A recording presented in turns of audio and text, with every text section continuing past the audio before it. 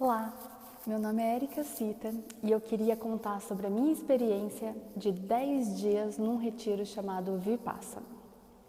Vipassana é um retiro de silêncio, onde você não pode ter nenhum tipo de contato de olhos e nem de conversa com as pessoas. Nesse retiro também, a gente fica meditando por volta de 8 horas por dia. E aí tem muitas pessoas, de amigos e familiares, que me perguntam como que foi esse retiro.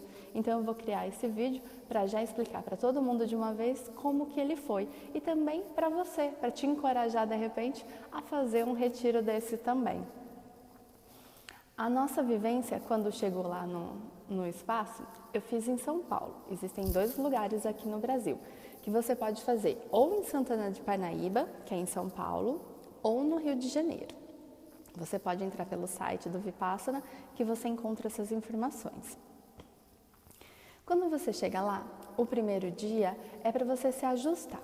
Você chega, encontra o local e aí então você deixa todos os seus pertences na recepção. Você assina uma fichinha de compromisso de que você não vai desistir nesses 10 dias e que você vai deixar e vai seguir as regras do espaço. Vai deixar suas coisas ali e vai seguir as regras do espaço. Então, como funciona? Primeira regra, deixar o celular. Isso para mim foi muito surpreendente e foi bem importante, porque como eu trabalho com bastante coisa virtual, né, eu tenho uma plataforma de ensino à distância em fonoaudiologia chamada Fono Online, eu trabalho muito com a internet.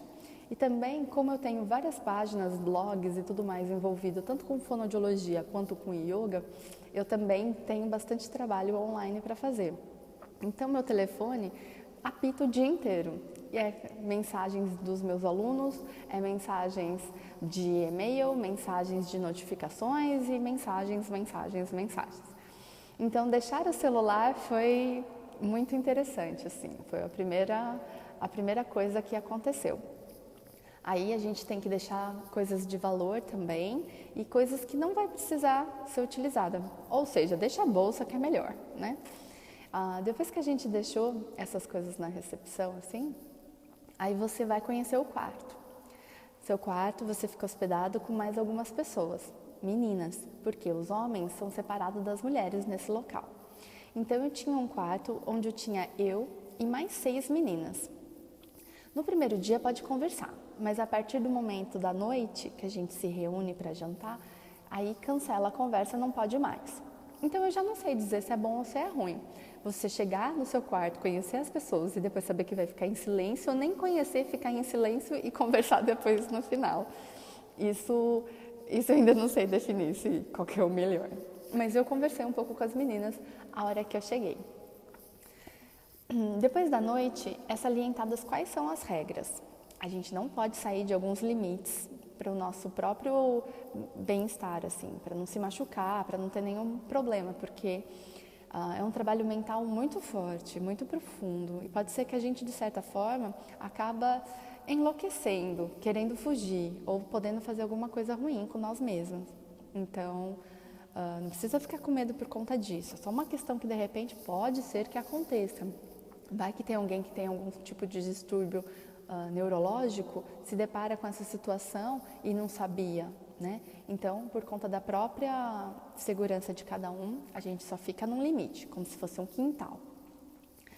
São 40 pessoas, mulheres, 40 pessoas, homens, separados, cada um com seu próprio dormitório. A gente meditava junto, mas não tinha nenhum tipo de contato. Primeiro dia, começamos a acordar 4 horas da manhã. Não tem despertador. Eu não tinha relógio, deixei meu relógio na bolsa também. Então eu não fazia ideia de que horas eram. Mas só que eles tocam tipo um gongo, um sino e acorda a gente. 4h30, sala de meditação. Medita até às 6. Aí, por volta de umas 5h15, mais ou menos, a gente ouve uns cânticos. Esse tipo de meditação do Vipassana é uma meditação ensinada pelo Goenka, que veio ali da Índia, se eu não me engano. Ele fala nas palestras no inglês, mas tem um sotaque meio indiano para mim, assim, eu consegui perceber isso. Às vezes era difícil de entender direito o inglês dele, mas tinha tradução também para o português, então dava para facilmente entender o que estava acontecendo lá no retiro. E aí, às 6, a gente tomava um café da manhã. O café da manhã é feito por pessoas voluntárias, ou seja, alunos mais antigos que já praticaram algumas vezes o retiro de 10 dias e querem servir para evoluir, crescer, aumentar a compaixão e tudo mais. Então tinha leite, frutas, chá, mingau, iogurte, torradas, manteiga, goiabada. Pode ser que mude no local ou pode ser que mude no retiro, qual que é a alimentação. A minha foi essa. A gente se alimentava e depois disso tinha um tempinho, até às 8. Era onde eu escolhi tomar banho, porque para mim depois tinha mais fila, tinha mais gente, o banheiro é comunitário e tudo mais. Os próprios alunos que limpam o banheiro, os mais velhos com mais prioridade e os mais novos que queiram ajudar. E aí depois disso, 8 horas, a gente volta para a meditação. Medita até às 11. Às 11 tem o almoço. Aí o almoço é vegetariano, não encontrei ovos, era lacto-vegetariano, acredito eu. E aí a grande maioria do almoço era salada, alface, cenoura, beterraba, pepino, essas coisas. Aí você tinha um molho de salada e aí variava durante o dia. Às vezes uma macarronada com legumes, às vezes arroz, feijão, uma batata gratinada ou um quibe de forno ou alguma coisa nesse sentido, vegetariano. Tinha direito a uma sobremesa que mudava durante os dias. Um dia uma sobremesa foi uma paçoquinha de rolha, no outro foi um mousse de limão, no outro foi um bolo de banana sem glúten, sem ovos, tarará, com chocolate orgânico, tinha umas coisas assim. E depois a gente voltava a meditar mais ou menos a 1h da tarde. Da 1 a gente meditava de volta até às 5, onde às 5 era servido o jantar. O nosso jantar, na verdade, era mais um café da tarde do que um jantar, porque a gente podia comer só fruta. No começo a gente podia comer 3, depois ia diminuindo, a gente comia 2. Entre essas, podia escolher laranja, banana ou maçã. Podia tomar chá, podia tomar leite. E aí depois não tinha mais comida, não podia comer mais. Depois a gente voltava para meditar de novo às 6 horas. Das 6, a gente meditava até às 9 e das 9 a gente ficava ouvindo uma palestra das 8 às 9.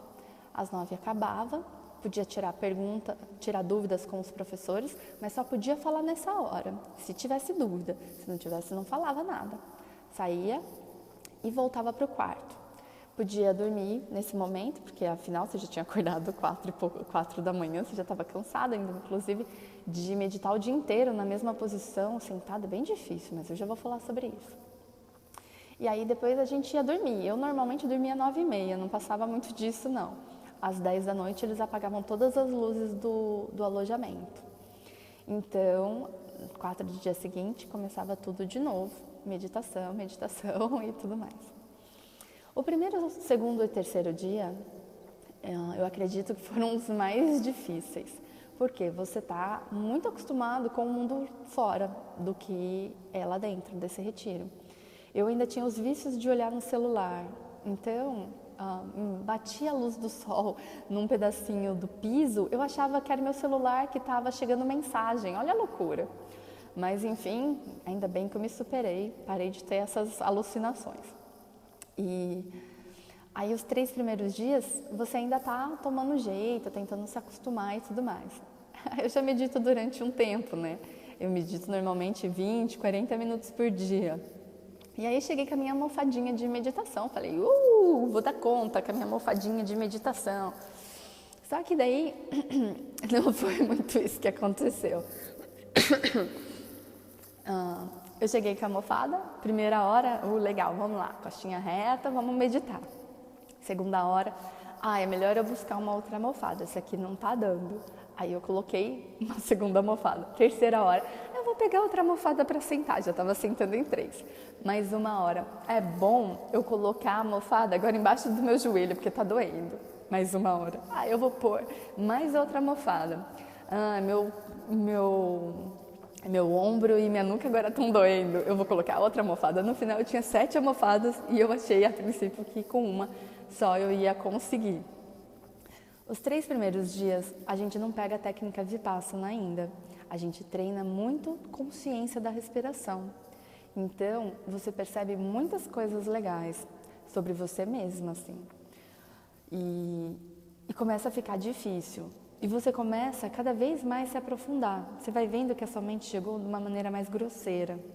E conforme você vai prestando atenção na sua respiração, ela vai ficando mais sutil.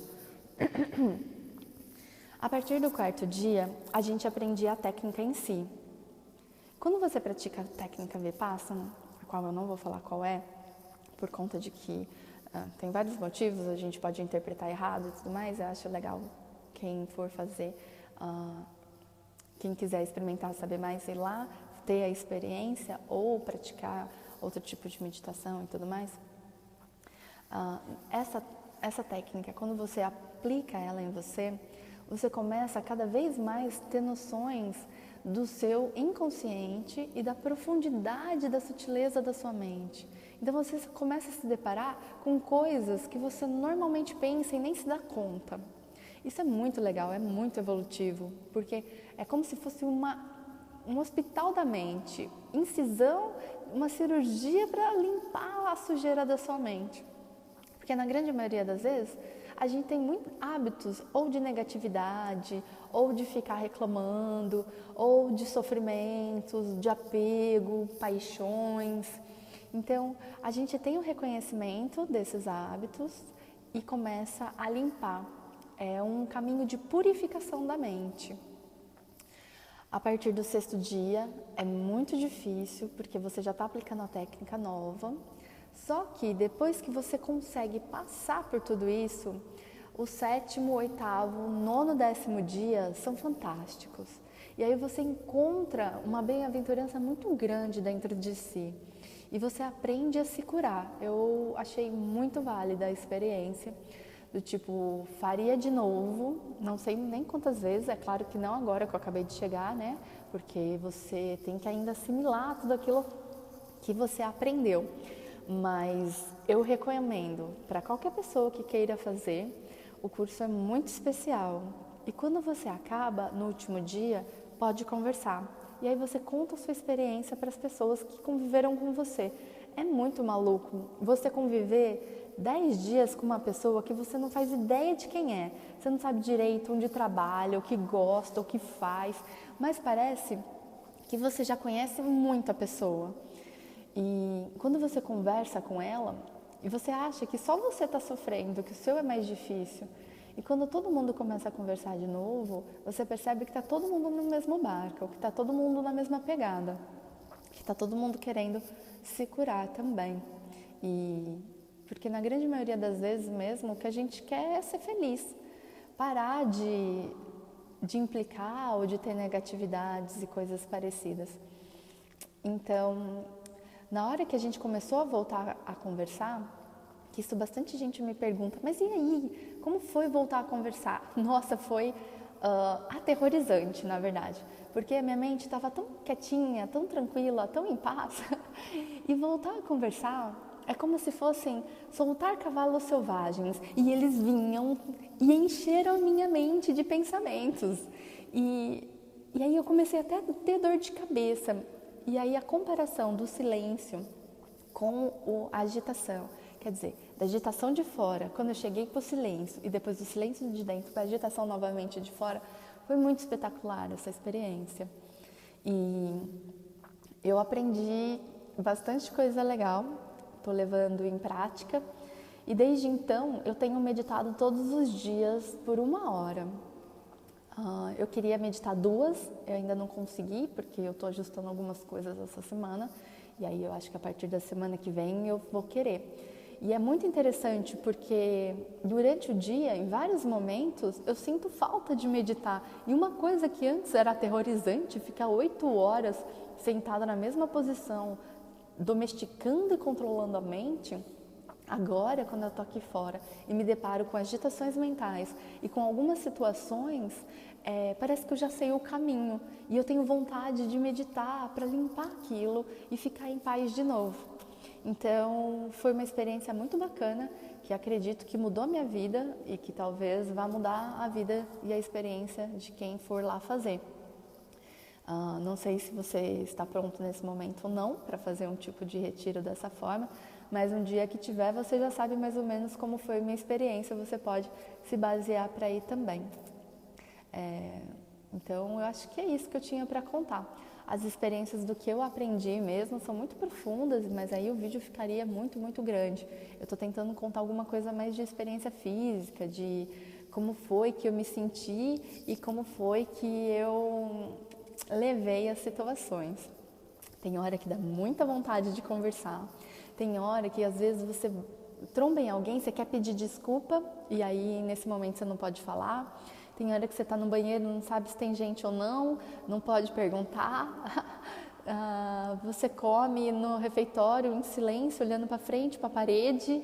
São coisas assim inimagináveis, que antes eu nunca tinha passado por esse tipo de experiência.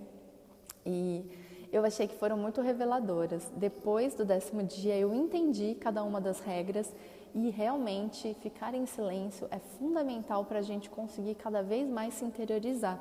É bem bacana, porque quando você olha para o olho de alguém e dá um sorriso, você já começa a criar fluxo no seu pensamento, assim. Então, aquela calma, aquela tranquilidade, é como se você desse alimento para sua mente começar a produzir devaneios, preocupações ou felicidade ou qualquer coisa que seja. Bom, acho que é isso. Meu nome é Erika Sita, eu sou fonoaudióloga, sou instrutora de yoga. Gostei muito da experiência e recomendo. Se um dia você quiser fazer Vipassana, você certamente também vai achar que vai sair de lá diferente. Vou deixar algumas informações na descrição, porque daí você pode encontrar mais informações ou sobre mim ou sobre o curso, tá bom? Grande beijo e muita luz no seu caminho. Tchau, tchau.